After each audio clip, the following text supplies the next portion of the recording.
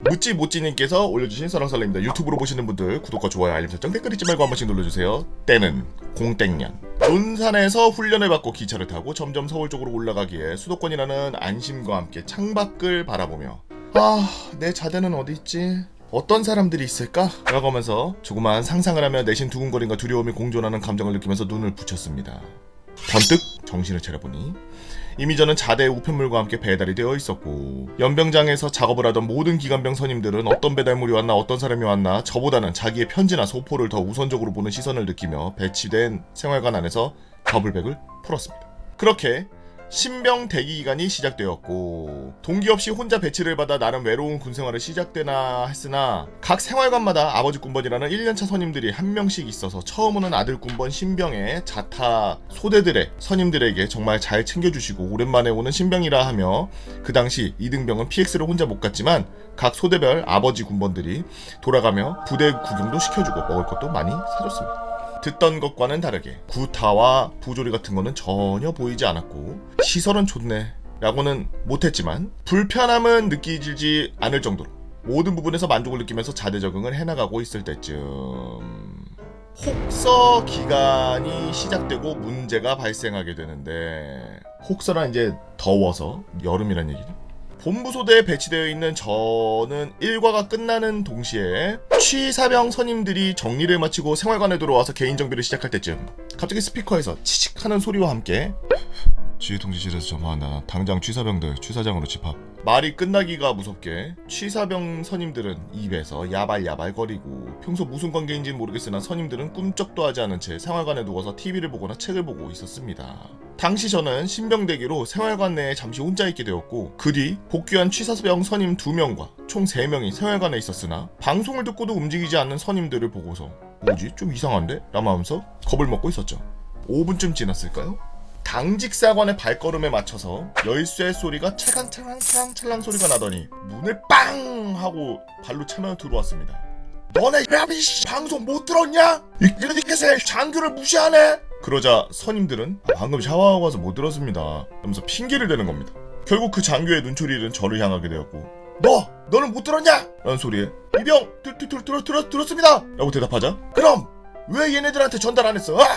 갑자기 저를 막 추궁하기 시작하는 겁니다. 선임 2명이 아직 신병이고 잘 몰라서 그런 것 같습니다 라고 감싸주자 그 꼴을 보기 개 같았는지, 니네 3명 당장 완전 군장 싸서 연병장에 집합해! 라는 소리와 함께 문에 캉 하고 닫고 나가죠. 선임 2분이 한숨 푹 쉬더니, 아니 야비씨 그래도 신병 대기하는 애한테까지 군장 싸라는 건 너무한 거 아닙니까? 몰라. 일단 가보자. 신병은 어떻게든 커버 한번 쳐보자. 라는 2분의 대화를 듣고 왠지 모를 가족과 같은 느낌과, 그래도 뭐 같아도 여긴 군대니까 하면서 완전 군장을 써서 연병장에 나가게 되었고, 혹서기간 30도에 가까운 저녁 8시쯤 끝을 알 수 없는 걸음이 시작되었으나 다시 5분쯤 있다가 나온 그 장교는 누가 걸으래! 뛰어! 라는 소리와 함께 3명 모두가 질주라는 걸 보고 그제서야 지통실로 들어가서 창문으로 빼꼼 쳐다보며 저희를 계속 지켜보고 있었죠. 문제는 이제 여기서 발생했는데요. 신병 대기 기간 중에는 개도 안 걸린다는 여름 감기와 자대 배치 후 가족력으로 인한 뇌질환 관련 군병원에서 CT 찍고 뇌 검사 결과를 기다리는 저는 무리한 혹서기간 완전군장 구보로 인해 순간 의식을 잃었고, 나중에 얘기를 들어보니 쓰러진 저를 보고 본능적으로 선임 2명이 군장을 던져서 저를 들쳐매고 지통실로 가서 보고를 했으나, 신병 새끼가 빠져가지고 지 선임들 뛰는 것을 보고서 쓰러지는 척 연기를 해? 이 새끼는 완전 안 될 새끼네 이러면서 말을 비꼬듯이 했고, 야간 작업 중에 지통실에 들어온 행보관이 상황을 보고서 일단 의무대에 보내자라는 말을 하고 당장 움직일 수 있는 1호차를 타고서 출발을 했고, 그 안에서 분대장이 저를 계속 끌어안고 야 죽지 마라 그러면서 연달아 울면서 얘기했다고 하더라고요. 1호차 운전병 선임도 무리하게 엑셀을 밟던 도중 민간 차량과 접촉사고가 납니다. 이 보고를 받은 그 장교는 욕을 하면서 전화기를 부셨다고 하더라고요. 선탑을 하던 타소대 소대장이 안 되겠다 해서 약 1km 정도 남은 거리에서 저를 들쳐매고 의무대까지 뛰어가셨다고 했습니다. 그 흔들리며 어느 정도 의식을 차린 저는 이 상황이 꿈인 줄 알았고, 의무대 위병소에 도착하자마자 위병들이 신분 확인을 하려 하자 그 소대장님이 야 애새끼 죽는다! 나 옆부대 소대장이야! 비켜! 문 열어! 하고서 뛰어들어간 것까지만 기억이 나네요. 다음날 아침에 저는 생소한 천장에서 눈을 떴고, 어제 꿈이라고 생각했던 거 전부가 현실이었다는 걸 자각한 뒤 신병 때부터 이런 이미지를 남기면 안 되겠다 싶어서 별 문제가 없는 것을 확인한 후 부대에 전화해서 복귀하겠다고 연락했습니다. 물론 군의관은 좀 더 안정을 취해야 된다고 강요했죠. 중사 한 분과 아버지 군번 운전병이 볼일차 저를 실으러 오셨을 때 아버지 군번 선임이 어젯밤에 그 모든 장교의 비꼼과 제가 들어오기 전 한 달 전부터 병사 한 명이 작업 도중에 머리를 찧어 죽었다는 얘기를 들었습니다. 그 죽은 병사는 1호차 운전병의 동기였고 저를 업고 뛴 소대장의 소대원이었습니다.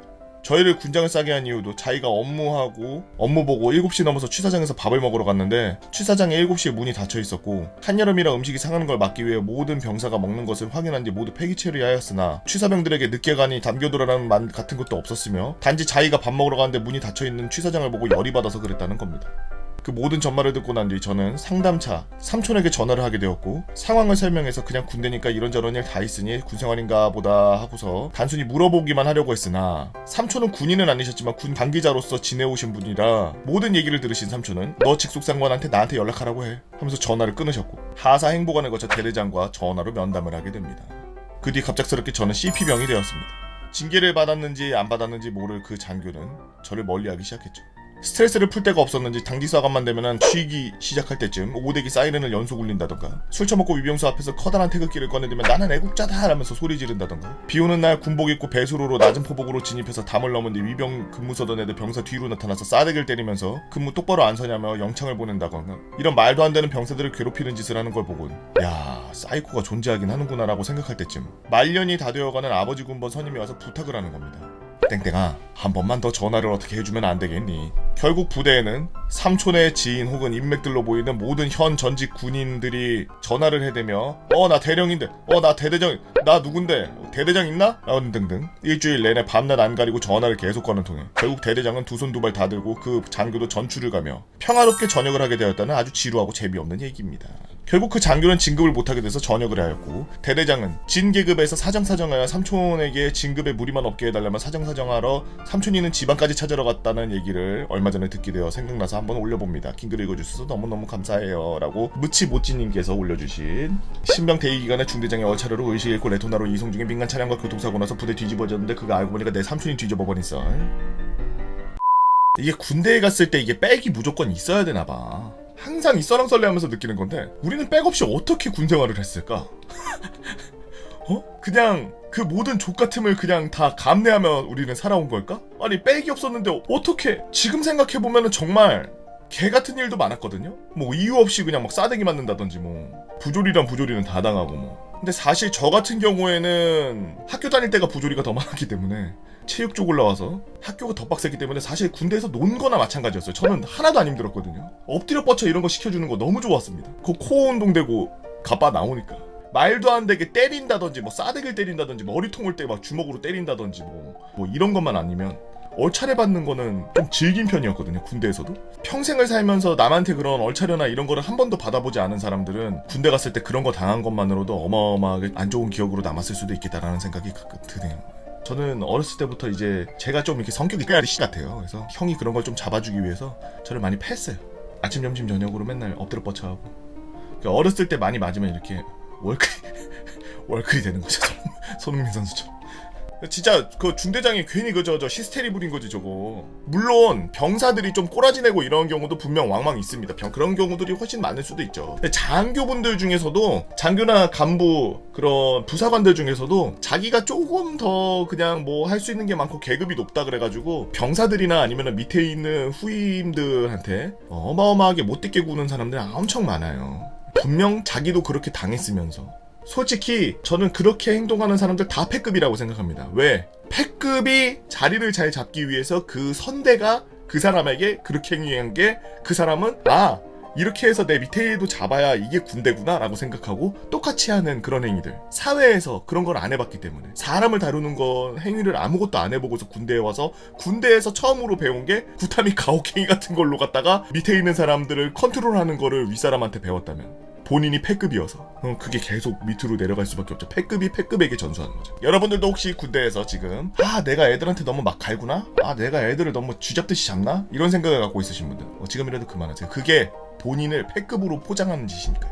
다른 사람들은 자기의 인생을 예쁘게 금박 포장을 하기 위해서 열심히 하고 있는 와중에 본인은 똥으로 갖다가 자기를 포장하고 있는 여러분들은 어떤 재미난 얘기들이 있나요? 여러분들의 재미난 얘기 네이버 카페 개보고 팬다모나 개팬다로 오셔서 썰렁썰렁 게시판에다가 글 남겨주시면 유튜브로 작업해서 업로드하도록 하겠습니다. 유튜브로 보시는 분들 구독과 좋아요 알림 설정 댓글 잊지 말고 한 번씩 눌러주시고요. 오늘도 나라 지키기 위해서 고생하고 계신 구독자분 여러분들 진심으로 감사합니다.